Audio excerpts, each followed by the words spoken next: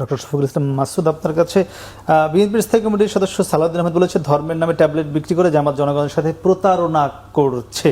একই সঙ্গে বেশ কিছুদিন ধরে সামাজিক যোগাযোগের মধ্যে বলেছে জামাত জান্নাতের টিকিট বিক্রি করছে। মানে এই বিষয়গুলো আসলে কি আপনারা আসলেই করছেন না অন্য কোনো বিষয় রয়েছে?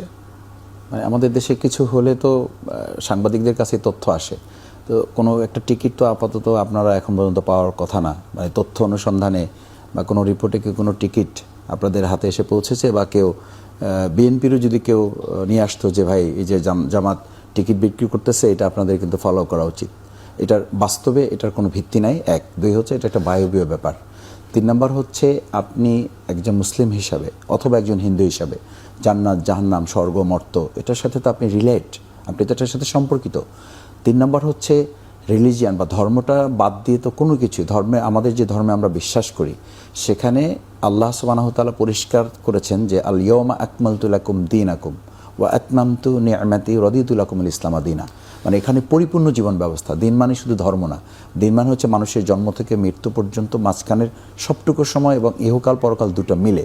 সুতরাং আপনি যখন আধা ঘন্টা কথা বলবেন, আমি তো আমার এলাকায় বলি 5 মিনিট কথা বললেও তো আমার সামনে দুনিয়ার কল্যাণ যেমন বলা দরকার, গম নিয়ে আলোচনা করা দরকার, টিন নিয়ে আলোচনা করা দরকার, রাস্তা নিয়ে আলোচনা করা দরকার, স্কুল কলেজ নিয়ে যেমন আলোচনা করা দরকার।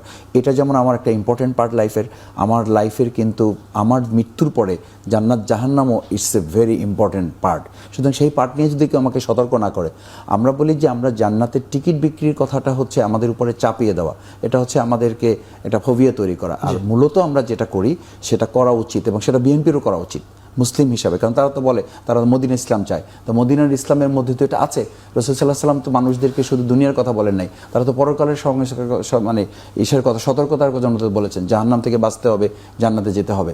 আর দেখেন আপনি সালাউদ্দিন সাহেব বলেছে, সালাউদ্দিন সাহেব একা নামাজ পড়তেছেন মাঠে, সব আশপাশে দাঁড়িয়ে ছবি তুলতেছে। এইটা কি খুব দরকার ছিল? দরকার ছিল এটার যে লা ইলাহা ইল্লাল্লাহ ধানের শেষে বিসমিল্লাহ, এরপরে এটার কি দরকার আছে যে মানে ধানের শেষে ভোট দিলে আপনি জান্নাত পাবেন?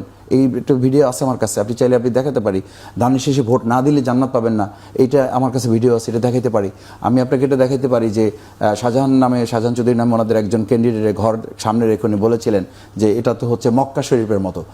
এই কথাগুলো কিন্তু জামাত ইসলামী ধর্মকে ব্যবহার করে না, বরং ধর্মের ভিত্তিতে আমরা সমাজটাকে পরিচালিত করতে চাই। এটা তো আমাদের কথাই যে আমরা আল্লাহর আইন চাই, সৎলোকের শাসন চাই, এখানে তো কোনো গ্যাপ নাই। সুতরাং সেই গ্যাপের জায়গাটা আমি যেটা বলি যে জান্নাতের টিকিট বিক্রি করা না, বরং জামাত ইসলামী জান্নাতের দিকে মানুষকে ধাবিত করা। পরকালীন জীবনটাও আমাদের দুনিয়ার সাথে সম্পৃক্ত হলেই কেবল এই চাঁদাবাজ থেকে সে বাঁচবে, দুর্নীতি থেকে বাঁচবে, সন্ত্রাস থেকে বাঁচবে।